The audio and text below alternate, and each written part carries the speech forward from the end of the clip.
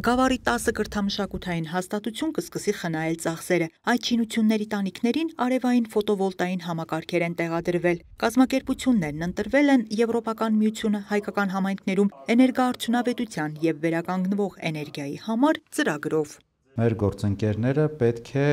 այդ հողակներին տրամադրեին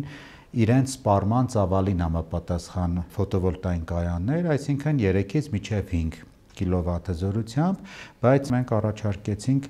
այդ կայանները հասցնել 10 կիլովատ զորության, ավելացված կիլովատների համար Գավառի համայնքապետարանը լրացուցիչ համաֆինանսավորում տրամադրեց։ Արևային ֆոտովոլտային համակարգերի էներգոարտադրության հզորության մեծացմամբ նախատեսվում է լուծել նաև շահառու կազմակերպությունների տարածքում արտաքին լուսավորության ցանցի սնուցման հարցը։ Համակարգերը շահագործելու են տվյալ հաստատությունների աշխատակիցները եւ հենց նրանց գիտելիքների ամրապնդմանն է ուղղված ձեր արևային կայանի ապահով եւ արդյունավետ սպասարկումը թեմայով իրազեկման դասընթացը։ Նրանք ծանոթանում են համակարգերի տեխնիկական բնութագրին, շահագործման կանոններին։ Ակնկալվող արդյունքը, որ յուրաքանչյուր հողակ արևային ֆոտովոլտային կայան տեղադրելու արդյունքում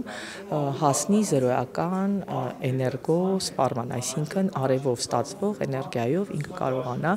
լինել ինքնաբավ կլոր տարի։ Նրանք կարող են միավոր ժամանակում արտադրել բավականին էլեկտրաէներգիա եւ դրանով իսկ ունենալ տնտեսումներ, իսկ այդ տնտեսումները ուղղել